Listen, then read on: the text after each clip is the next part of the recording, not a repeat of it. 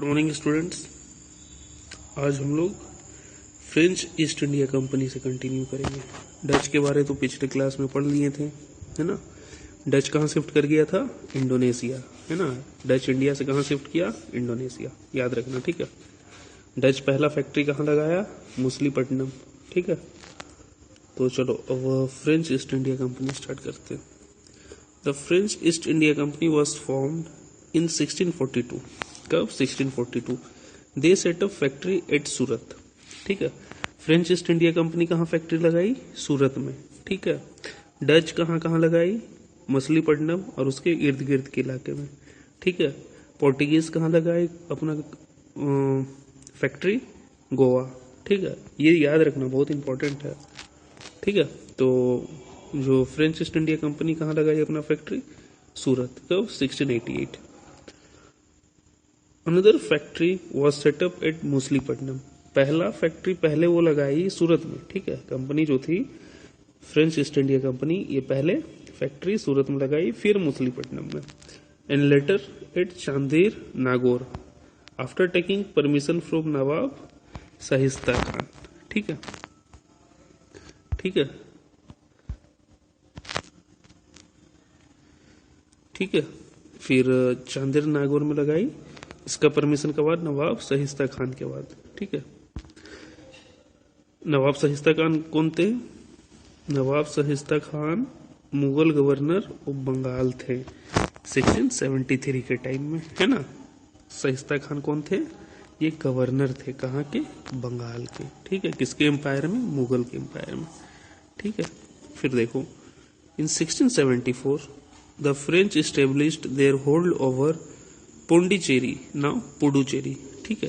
पहले पोंडिचेरी बोलते थे, पुडुचेरी बोलते। 1674 में फ्रेंच जो है अपना होल्ड और कहाँ बनाया? पुडुचेरी में, ठीक है। The French were in contact conflict with the Dutch, ठीक है। फ्रेंच लोग जो थे ये किसके साथ कॉन्स्टेंट कन्फ्लिक्ट में थे? The French were constant conflict with the Dutch. Dutch के साथ इनका हमेशा झगड़ा चल रहा था, कन्फ्लिक्ट चल रहा था, ठीक है। Dutch and English in India, and the English in India, मतलब डच और इंग्लिश के साथ, अंग्रेज के साथ फ्रेंच का जो था वो कन्फ्लिक्ट चल रहा था, ठीक है। By 1720 the French lost their factories at Surat, Machilipatnam and Bantam to the British, ठीक है।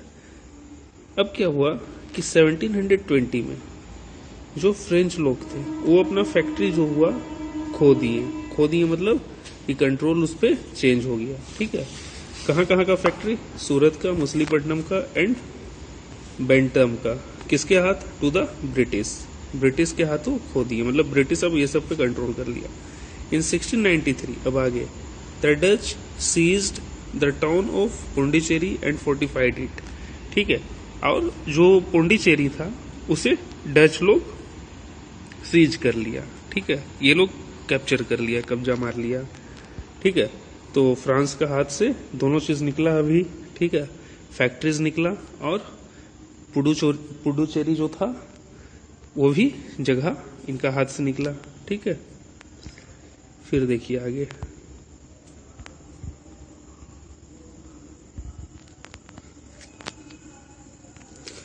However, the French regained Pondicherry इन 1699, लेकिन क्या हुआ कि फिर वो लोग रिगेन कर लिए, पुनः हासिल कर लिए, है ना।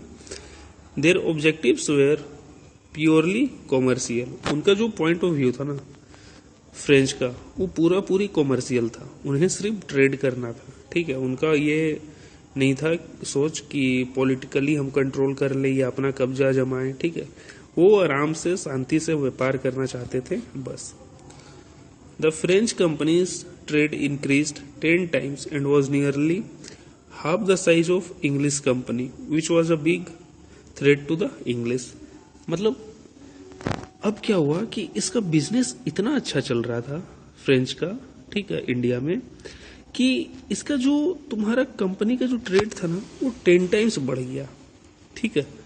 10 टाइम्स बढ़ गया और नियरली जो इंग्लिश कंपनी का जो साइज था कंपनी का, साइज मतलब जितना रुपए का कंपनी था उतना का आधा का प्रॉफिट जो था फ्रेंच कंपनी का बढ़ गया। ठीक है, तो ये बहुत बड़ा चुनौती था इंग्लिश के लिए। क्यों? क्योंकि उसका कंपनी का आधा टर्नओवर इसका अपना हो गया है, एक कंपटीटर आ गया ना नया।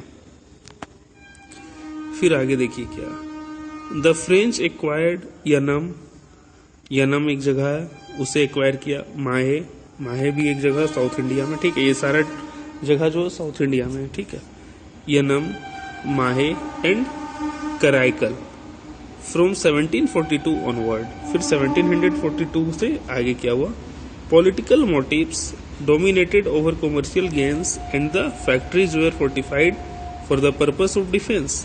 अब क्या हुआ, फ्रेंच का जो था अब पॉलिटिकल मोटिव अब उन पे हावी हुआ थोड़ा। ठीक है, पहले तक नहीं था। ठीक है, अब क्या हुआ, 1742 के बाद पॉलिटिकल मोटिव्स इन पे थोड़ा हावी हुआ। ठीक है, अगर पॉलिटिकली हम कुछ कंट्रोल कर लें तो कॉमर्शियल गेन भी हो सकता। इस नजरिए से ये लोग क्या किए कि इनका जो फैक्ट्रीज था, ठीक है, जो भी फैक्ट्रीज था इनका जहां जहां पे उस जगह पे ये उसे फोर्टिफाइड करवाए, मतलब किला बनवा दिए उसके बगल से, बड़ा बड़ा वॉल है ना, प्रोटेक्टिव वॉल। ठीक है, तो फोर्टिफाइड करवा दिए। ठीक है, किस पर्पज से, डिफेंस, सुरक्षा के लिहाजे से। ठीक है, Dupleix came as the governor of the French East India company. तो अब क्या हुआ कि एक डुप्लेक्सी थे। ठीक है, डुप्लेक्सी एक इंसान है, देखो यहाँ पे है, ये डुप्लेक्सी है, नहीं थे, निकल गए इन लोग ऊपर। ठीक है, ये डुप्लेक्सी है। तो Dupleix came as a governor of the French East India company. तो डुप्लेक्सी कौन था, who was Dupleix, Dupleix was the governor of the French East India company. ठीक है, must remember it, who was Dupleix, Dupleix was the governor of the French East India company and he was extremely ambitious and sought to establish a French colony in India। और वो भारत में ना colony बनाना चाहता था, किसका, French का, French colony चाहता था वो भारत में अपना स्थापित करे। कॉलोनी बता ही चुके हैं पिछले लेक्चर में। ठीक है,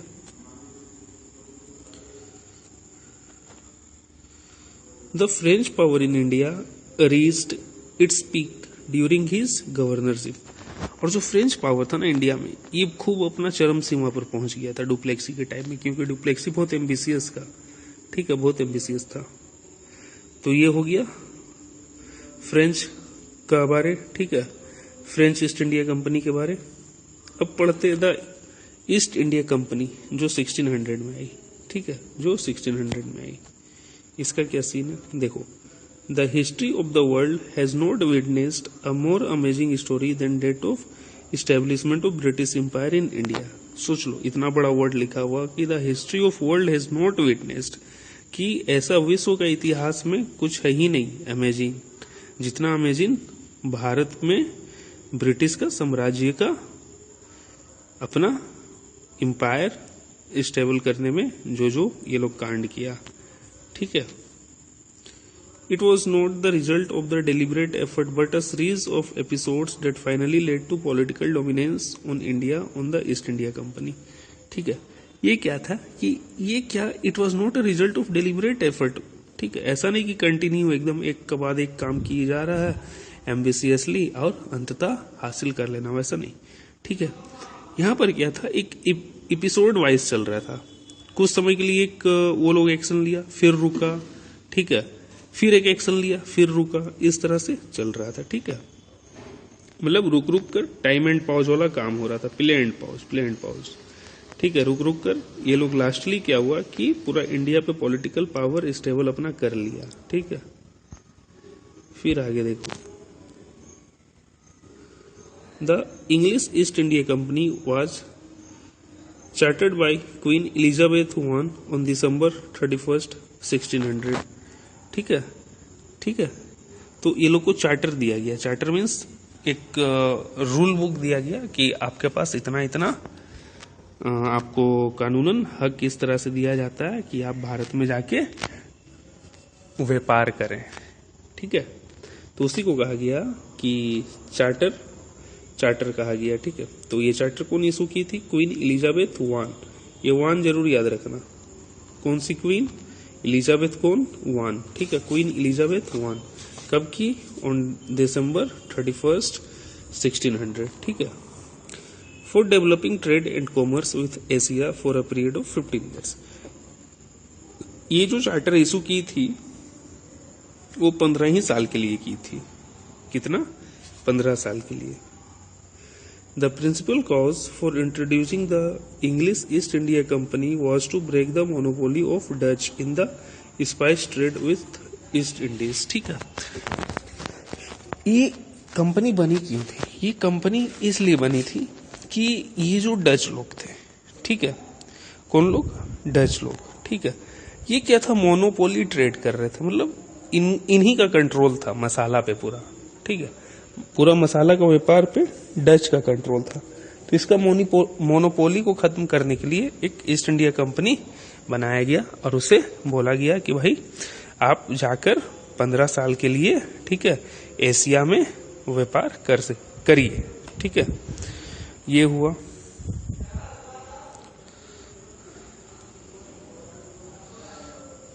अब देखो,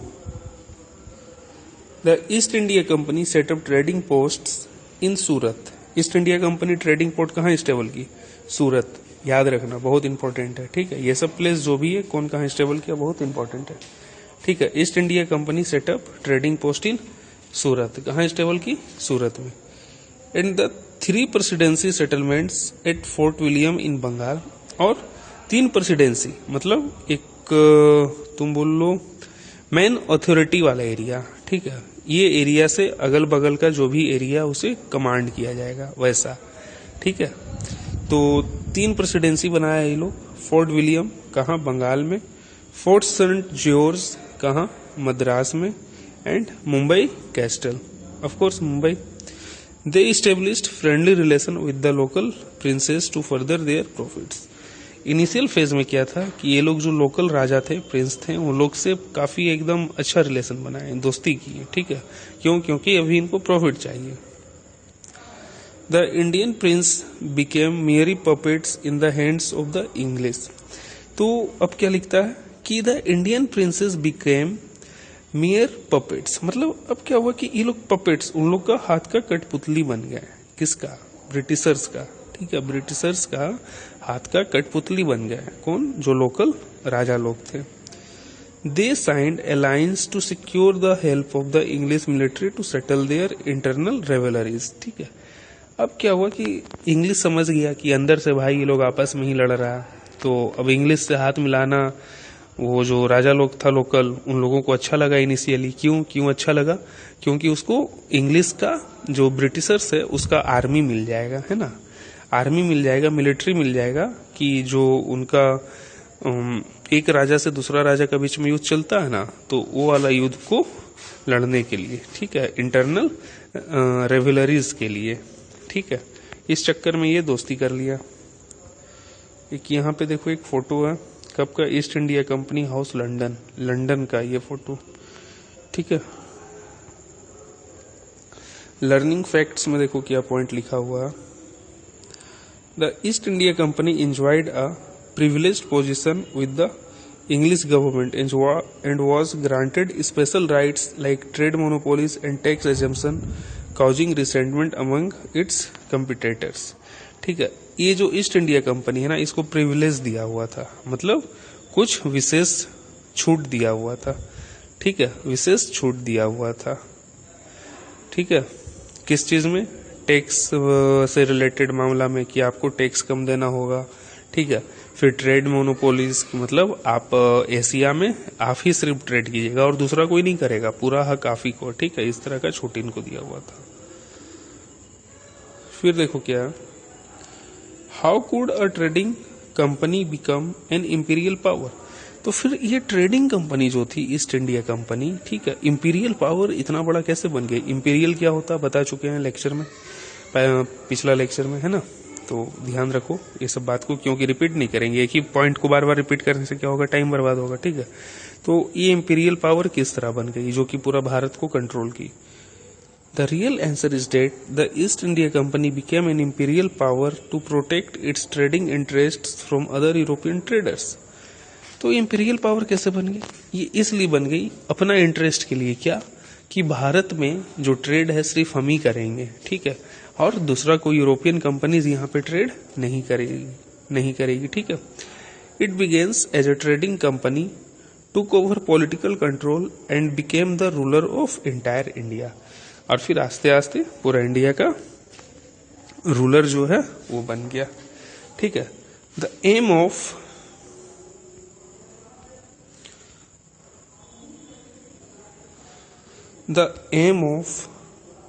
the company was to gain monopoly of the entire trade in east के साइड, मतलब यूरोप से ईस्ट के साइड, एशिया आता, हम लोग का कंट्री आता, ठीक है।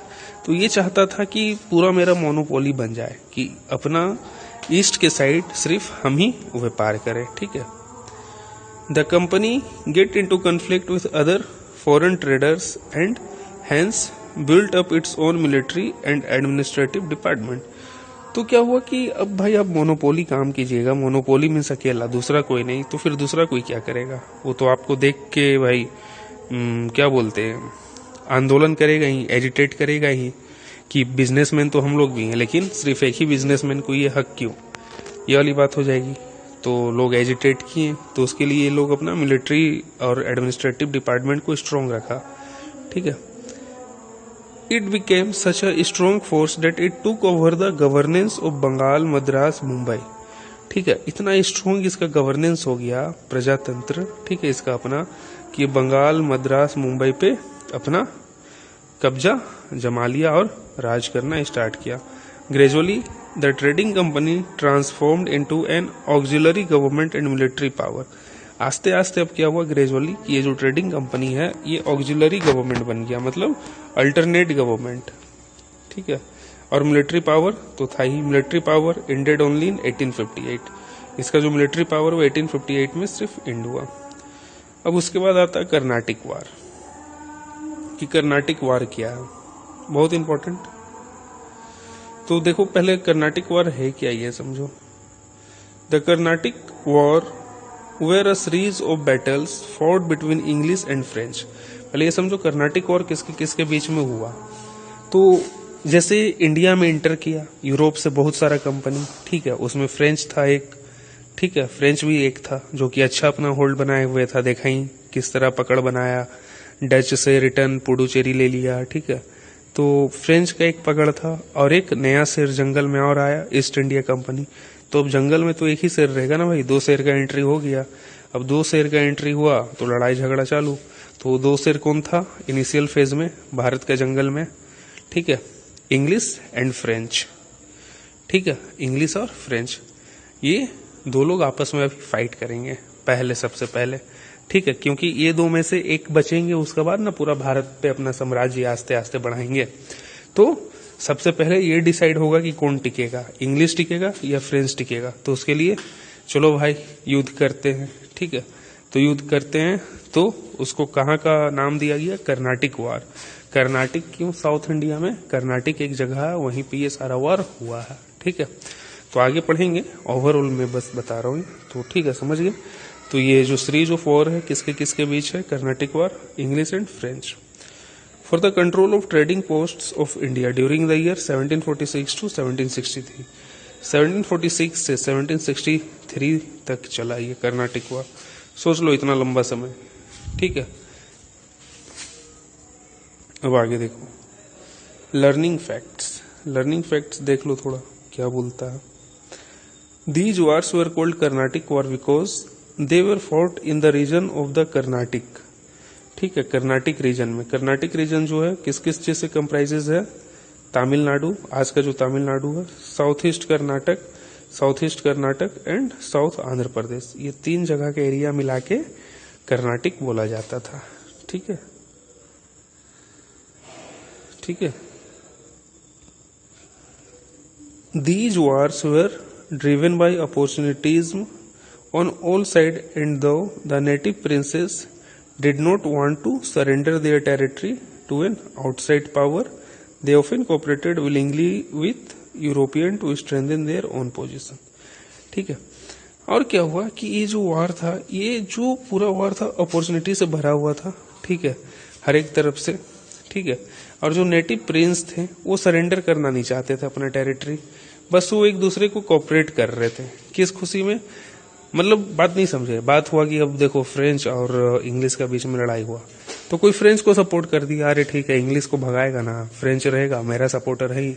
अब मान लो फ्रेंच जिसको सपोर्ट कर रहा तो वो फ्रेंच को सपोर्ट कर दिया, ठीक है, कि अरे इंग्लिश को मार के भगाएगा ही नहीं, ठीक है। तो ये वाला मन में चल रहा था ये लोग का सीन, ठीक है, ऐसा ऐसा। तो ये टॉपिक को यहीं पर रखते हैं। नेक्स्ट लेक्चर से फर्स्ट कर्नाटिक वॉर स्टार्ट करेंगे। तब तक आप लोग घर पे भी पढ़ो, है ना। ठीक है, चलो भाई, गुड बाय, टेक केयर।